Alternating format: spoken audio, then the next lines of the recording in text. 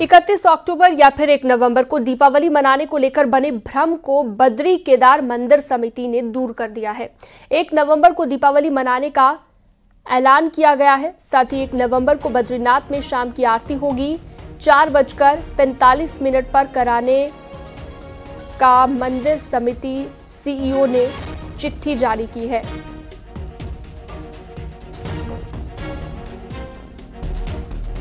तो अब इस भ्रम को दूर कर दिया गया है। 1 नवंबर को दिवाली मनाई जाएगी बद्रीनाथ में और 4:45 पर आरती की जाएगी। दीपावली को लेकर जो भ्रम लगातार फैला हुआ था कि 31 अक्टूबर या फिर 1 नवंबर को दीपावली मनाई जानी है।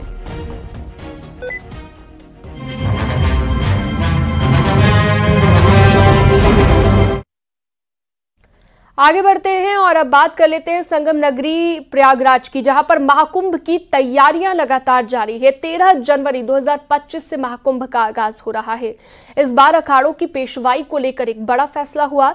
इस बार पेशवाई में हाथी को जुलूस में शामिल नहीं किया जाएगा और इसके पीछे वजह क्या है, आपको इस रिपोर्ट के जरिए दिखाते हैं।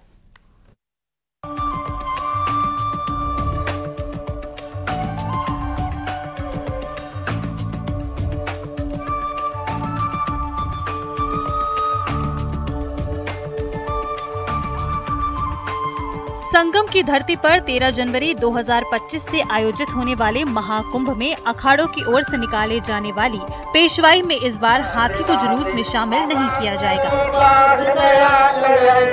प्रयागराज मेला प्राधिकरण ने आशंका जताई है कि पेशवाई के जुलूस में हाथी के आने से कभी कोई बड़ा हादसा हो सकता है। ऐसे में शासन और प्रशासन की ओर से अनुरोध के बाद सबसे बड़े अखाड़े जूना अखाड़े ने ये फैसला लिया है। कम से कम 500 तो गाड़ी होगी, कम से कई किलोमीटर का वो यात्रा होगी। हाथी घोड़े भी रहेंगे? हाथी घोड़े तो प्रतिबंधित है, हमारा तो खुद ही हाथी घोड़े हो सकता रखूं, लेकिन हाथी तो क्षेत्र में वो सारे रहेंगे हाथी के अलावा। नहीं तो हमारी तो शोभा हाथी की होती है।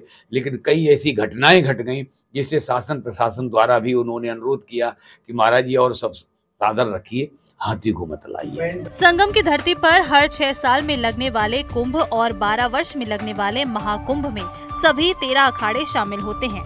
इन अखाड़ों से जुड़े आचार्य, महामंडलेश्वर, महंत, श्री महंत और नागा सन्यासी मकर संक्रांति, मौनी अमावस्या और बसंत पंचमी के पर्व पर शाही स्नान करते हैं। कुंभ और महाकुंभ की शोभा वास्तव में इन अखाड़ों के नागा सन्यासियों के आने से होती है।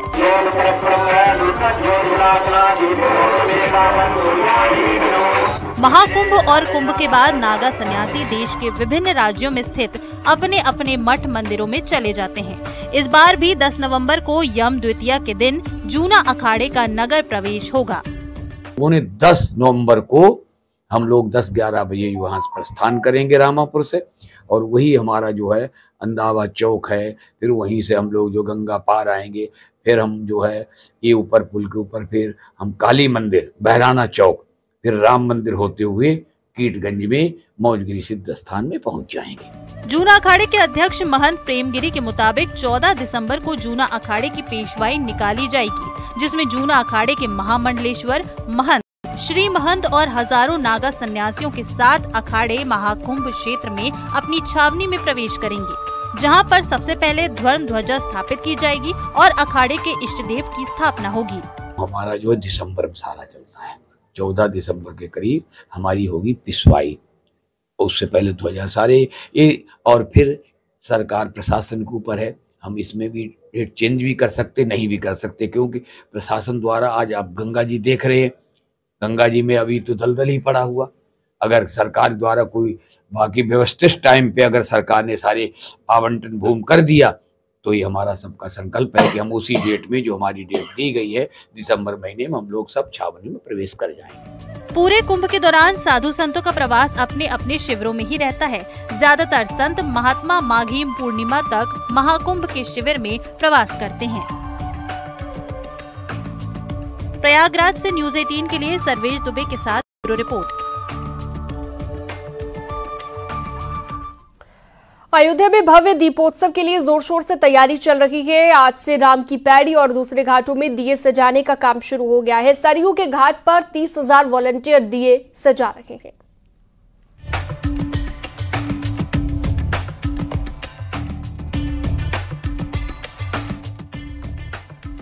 अयोध्या में इस बार 8वां दीपोत्सव होगा, जो बेहद ही भव्य होने वाला है। दीपोत्सव के बड़े आयोजन में कोई कसर न रह जाए, इसके लिए प्रशासन युद्ध स्तर पर जुटा है।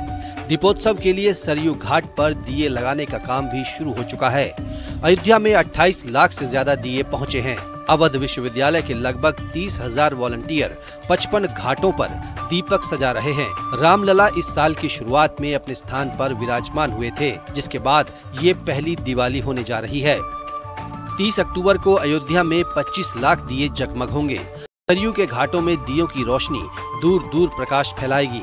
8वें दीपोत्सव की तैयारी में जिला प्रशासन की पूरी नजर है। अयोध्या में 25 लाख दिए जलाकर जहां कीर्तिमान बनाया जाएगा, तो वहीं मल्टीमीडिया शो, लेजर शो आकर्षण के केंद्र में रहेंगे। इस बार ड्रोन शो की भी काफी चर्चा हो रही है, जो पहली बार दीपोत्सव के दौरान दिखेगा। 1100 लोग सामूहिक तौर पर मुख्यमंत्री के साथ सरयू आरती कर कीर्तिमान बनाएंगे। भरत कुंड के साथ सभी प्रमुख प्राचीन मठ मंदिरों में भी पिछले सालों की तरह ही दिए जलाए जाएंगे। राम पथ पर 17 झांकियां निकाली जाएंगी। अयोध्या में जगह जगह पर आधुनिक लाइट लगाई जा रही है। घाटों पर दीपक बिछाने का जो क्रम है वो भी शुरू हो चुका है।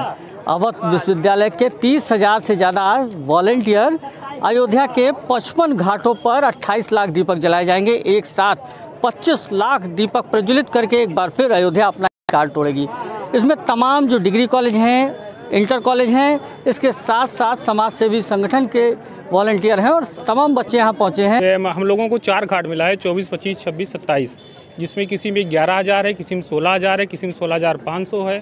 जैसे सब दीपक की संख्या मिली है हम लोगों को। इसकी साइज क्या है? ये जो एक आकार है इसकी साइज 16 बाई 16 कितने दीपक बिछाए? 256 दीपक। अच्छा, ये जो 256 का ब्लॉक है, ये एक घाट पे जो 11,000 दीपक जाए, इसको कैलकुलेट करके रखा है। हाँ, कैलकुलेट कर। कितने बच्चे भी आपके यहाँ इस एक घाट पे हैं? एक घाट पे लगभग 200, 250, 300 ऐसे लगभग। अयोध्या में दीपोत्सव से पहले उत्साह देखा जा रहा है। देश भर से आ रहे श्रद्धालु अयोध्या में माता लक्ष्मी और गणेश जी की प्रतिमा के साथ रामलला की भी प्रतिमा की खरीदारी कर रहे हैं। अयोध्या समेत देश के विभिन्न हिस्सों में इस समय गणेश लक्ष्मी के पूजन की विधा है। दीपावली लक्ष्मी और गणेश के पूजन का दिन माना जाता है, लेकिन अयोध्या आने वाले श्रद्धालु जो अयोध्या के दीपोत्सव में शामिल होंगे, रामलला का दर्शन करने के बाद दीपावली मनाएंगे। दीपोत्सव की तैयारियां जहां जोरों से चल रही हैं, तो वहीं सुरक्षा के भी कड़े इंतजाम किए जा रहे हैं। एडीजी लखनऊ जोन ने दीपोत्सव की तैयारी के मद्देनजर दूसरे आला अधिकारियों के साथ निरीक्षण किया। ये एंटिसिपेट करते हुए कि भारी मात्रा में यहाँ पर श्रद्धालुगण आएंगे। यहाँ की जो मेन चैलेंजेस है उसमें क्राउड कंट्रोल है, और आप जानते हैं इतनी सारी आतिशबाजी होती है, तो उसको सेफ तरीके से कराना है। चूँकि ये कई वर्षों से कार्यक्रम हो रहा है, तो यहाँ पर सभी व्यवस्थाएं पहले से ही एक सेट तरीके से की जा रही है। 30 अक्टूबर को रामनगरी पूरी तरह से जगमग होगी, जिसकी चमक दूर तक दिखेगी। पूरी दुनिया की नजर इस दीपोत्सव पर है। दीपोत्सव के लिए अयोध्या पूरी तरह तैयार है। अयोध्या से न्यूज़ 18 के लिए निमिष गोस्वामी की रिपोर्ट।